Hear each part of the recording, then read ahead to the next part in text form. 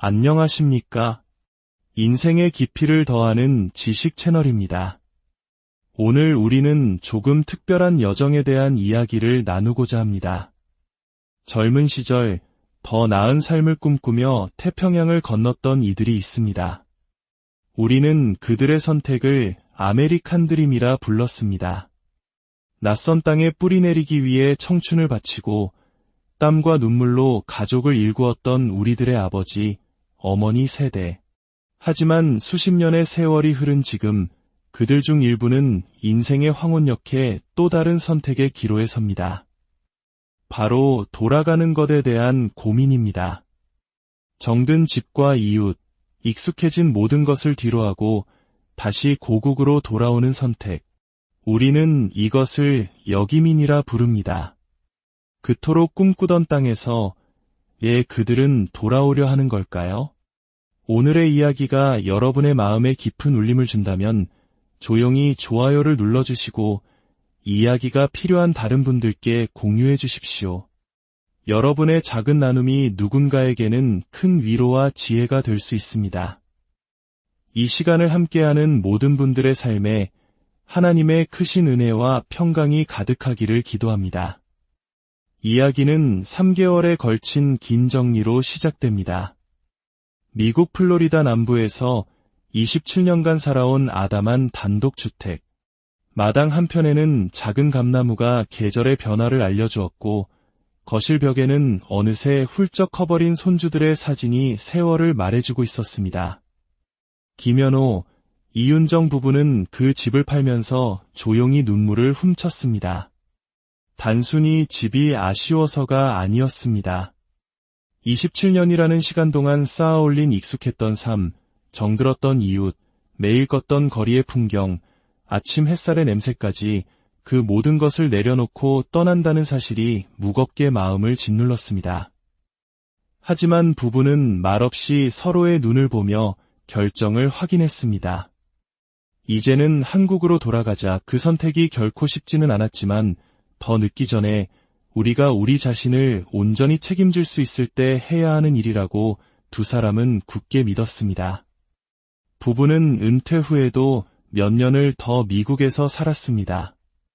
두 사람 모두 사회보장연금을 받고 있었고 노년층을 위한 의료보험인 메디케어에도 가입되어 있었습니다. 겉보기에는 경제적으로 아무런 문제가 없어 보였습니다. 하지만 그들의 결정은 돈보다 훨씬 더 복잡하고 깊은 감정의 문제에서 비롯되었습니다. 바로 건강, 깊어지는 고립감, 언어의 장벽, 멀리 있는 가족, 그리고 노년에 필연적으로 찾아오는 존재론적 불안감이었습니다. 이 작은 조각들이 하나씩 모여 결국 떠남이 아닌 돌아감이라는 결론으로 이어진 것입니다. 사실 이런 결정을 내린 사람은 김연호 부부뿐만이 아닙니다. 아내가 먼저 세상을 떠나고 홀로 남겨진 뒤 깊은 상실감 속에서 한국행을 택한 분도 있고 잠시 손주를 돌봐주러 한국에 나왔다가 자녀들 곁에 눌러앉게 된 분도 있습니다. 각자의 사연은 다르지만 그들에게는 한 가지 공통점이 있었습니다. 돌아가야겠다는 마음이 싹틀 무렵에는 이미 그들이 알던 미국은 예전과 같지 않았다는 사실입니다. 김연호 부부는 은퇴 전까지 택배업에 종사하며 성실하게 살아온 평범한 이민자였습니다. 두 자녀는 모두 미국에서 태어나고 자랐고 이제는 어엿한 사회인이 되어 미국에 직장을 두고 있습니다.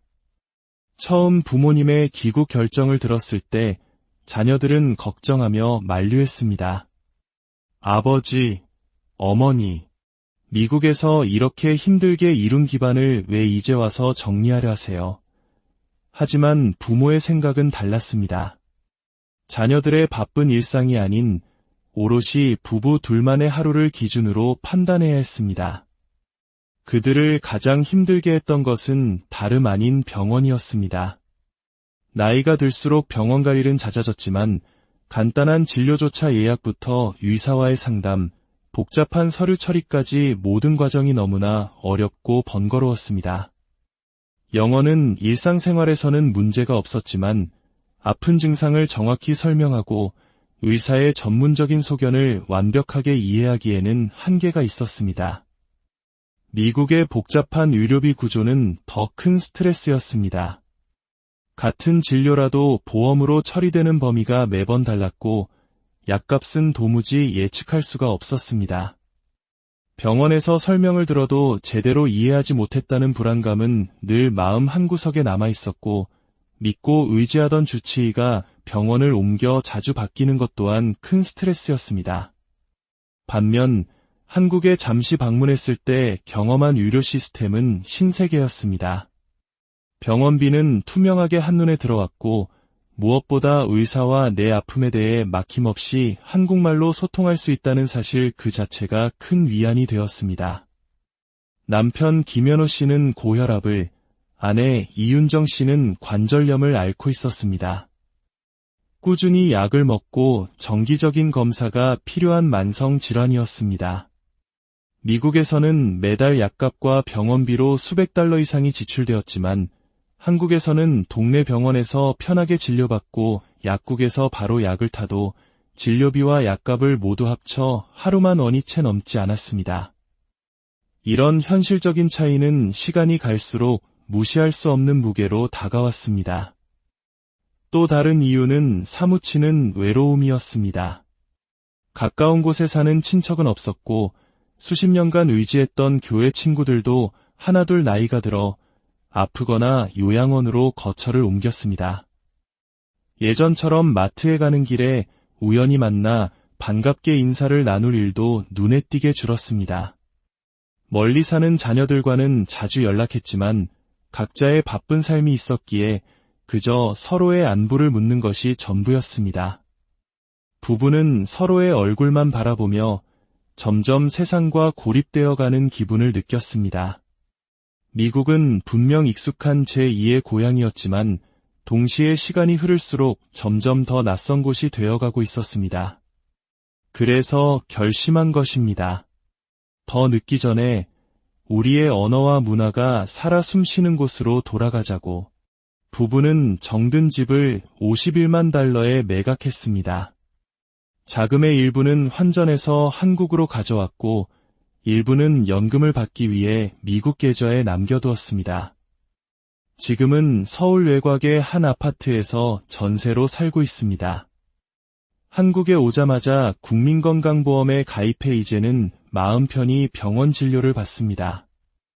무엇보다 근처에 사는 딸과 사위가 자주 왕래하며 부모님의 곁을 지켜줍니다. 삶의 환경은 완전히 달라졌지만 부부는 이제야 마음이 한결 가벼워졌다고 말합니다. 두 번째 이야기는 뉴욕에서 오랫동안 살아온 68세 이선자 씨의 이야기입니다. 그녀는 지금 혼자입니다. 남편은 5년 전 지병으로 먼저 세상을 떠났고 슬아의 자녀는 없었습니다. 은퇴 후에도 그녀는 꿋꿋하게 혼자 생활을 이어갔습니다. 메디케어로 치료를 받고 혼자 밥을 해먹으며 씩씩하게 지냈습니다. 처음에는 괜찮았습니다. 혼자 있는 시간도 익숙했고 동네 아닌 교회에 나가 사람들과 교제하며 외로움을 달랬습니다. 하지만 어느 순간부터 병원에 가는 일이 두려워지기 시작했습니다. 의사의 설명을 제대로 알아듣지 못하고 몇 번씩 되묻는 자신이 답답했고 온통 영어로 된 빼곡한 서류들을 볼 때마다 머리가 아팠습니다. 건강이 나빠질수록 이 낯선 땅에서 아픈 몸으로 홀로 남겨질 수 있다는 공포가 엄습했습니다. 몇 년을 망설이던 그녀는 결국 뉴욕 퀸스에 있던 오래된 아파트를 정리하고 한국행 비행기에 몸을 실었습니다. 지금 이선자 씨는 서울 강북의 한 실버타운에 살고 있습니다. 미국에서 받는 연금으로 월 생활비를 충분히 감당할 수 있고 식사와 청소 서비스가 제공되어 생활이 무척 편안합니다. 가까운 병원을 주치의처럼 정해두고 정기적으로 진료를 받습니다. 그녀는 이렇게 말합니다. 병원에서 간호사가 내 이름을 부를 때 이선자님하고 내 나라 말로 들리는 것만으로도 마음이 놓여요. 그게 이렇게 큰 위안인 줄 예전엔 미처 몰랐어요. 하지만 모든 귀국이 성공적인 것만은 아닙니다. 세 번째 사례는 조금 다른 결말을 맞았습니다. 샌프란시스코에서 30년을 살았던 윤정호 부부는 큰 결심을 하고 한국으로 돌아왔지만 불과 2달 만에 다시 미국행 비행기를 타야 했습니다. 처음의 결심은 단단했습니다.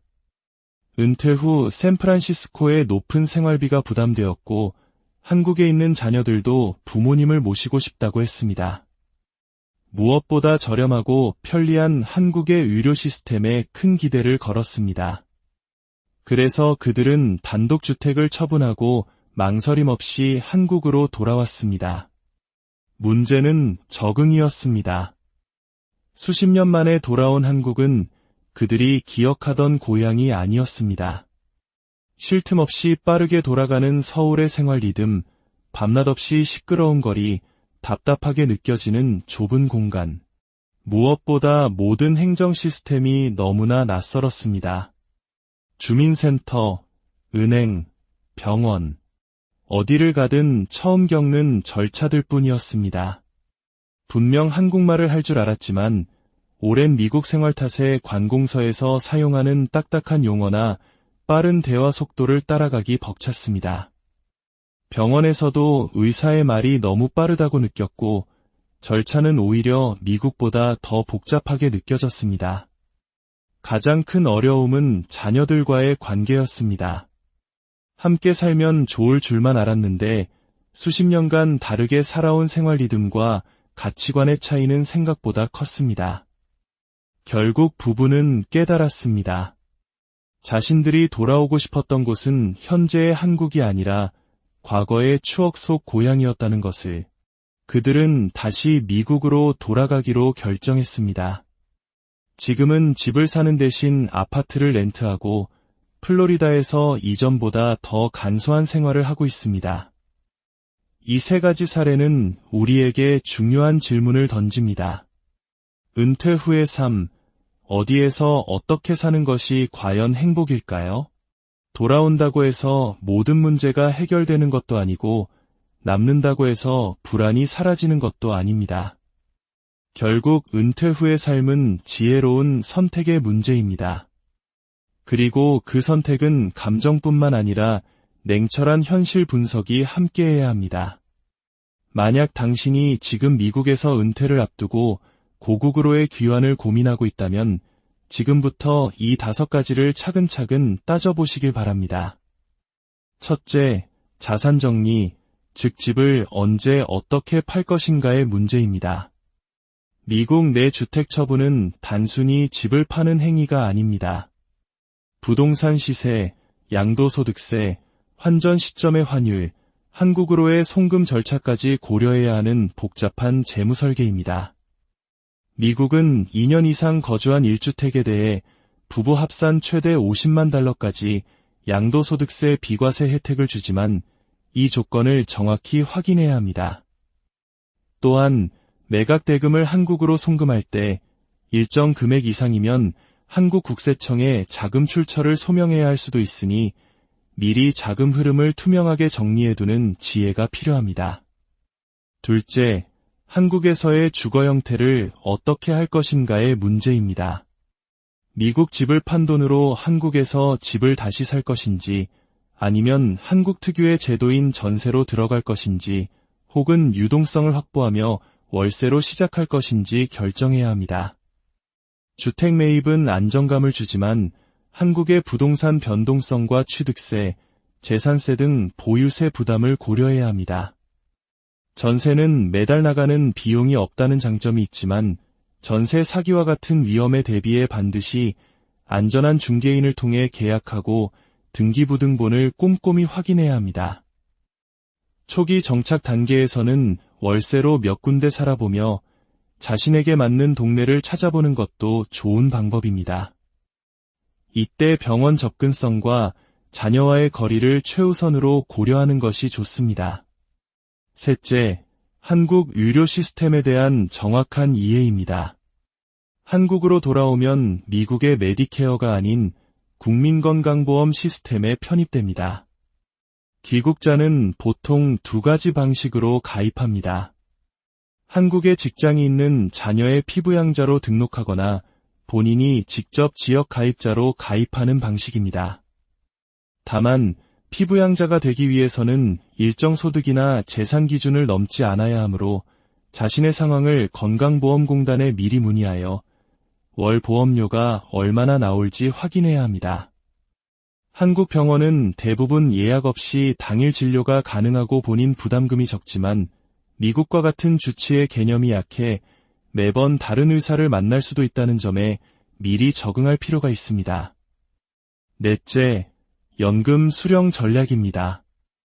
미국의 사회보장연금은 한국에 거주해도 계속 받을 수 있습니다. 여기서 중요한 것은 어떻게 받을 것인가입니다. 한국 계좌로 바로 송금받을 수 있지만 환율 변동과 수수료를 감수해야 합니다. 많은 분들이 미국 은행 계좌를 유지하며 연금을 그곳으로 받고 필요할 때마다 한국으로 송금하거나 국제 사용이 가능한 카드를 쓰는 방식을 택합니다. 다행히 한미 조세 조약에 따라 미국 연금은 미국에서만 과세되므로 한국에서 추가로 세금을 낼 필요는 없습니다. 다만 미국 시민권자나 영주권자는 한국에 살더라도 미국 국세청에 해외 금융계좌를 신고할 의무가 있다는 점을 잊지 말아야 합니다. 마지막 다섯째, 이것이 어쩌면 가장 중요할 수 있습니다. 바로 관계와 일상의 재구성입니다. 수십 년 만에 돌아온 한국은 고국인 동시에 낯선 환경일 수 있습니다. 자녀와 가까워질 것을 기대했지만 오히려 서로의 삶의 방식이 달라 거리감을 느낄 수도 있습니다.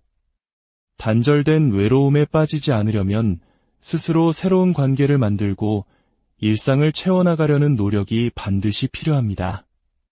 지역의 노인복지관, 평생교육센터, 교회나 성당, 봉사활동 모임 등은 새로운 친구를 사귀고 삶의 활력을 얻을 수 있는 좋은 통로가 되어줍니다. 내가 정착할 곳에서 얼마나 오래 살 수 있을지를 고민하기보다 그곳에서 얼마나 자주 웃을 수 있을지를 고민하는 것이 더 현명한 선택일 것입니다. 결론적으로 미국에서의 삶을 정리하고 한국으로 돌아온다는 것은 단순한 이사가 아닙니다. 인생의 마지막 장을 새롭게 설계하는 위대한 여정입니다. 감정에 이끌린 막연한 향수만으로는 성공적인 정착을 보장할 수 없습니다. 집을 팔기 전 무엇을 고려해야 할지, 한국 어디에서 살아야 내게 가장 좋을지, 의료와 연금 문제는 어떻게 처리할지, 그리고 새로운 사람들과 어떻게 어울려 살아갈지. 이 모든 질문에 대해 하나하나 답을 찾아본 뒤에 내리는 결정이야말로 후회 없는 선택이 될 것입니다. 결국 나이가 든다는 것은 덜어내고 정리하고 선택해야 하는 일의 연속입니다. 때로는 평생을 바쳐 일군 집을 팔고 돌아오는 것도 그 선택 중 하나일 뿐입니다. 그 결정의 무게를 존중하고 그 용기를 이해할 수 있다면 우리 역시 언젠가 마주할 인생의 중요한 선택 앞에서 후회하지 않을 수 있을 것입니다. 당신의 삶이 어디에 있든 그곳이 가장 평안하고 행복한 안식처가 되기를 바랍니다. 그것이 바로 제대로 된 은퇴의 시작이자 하나님께서 우리에게 허락하신 삶을 아름답게 마무리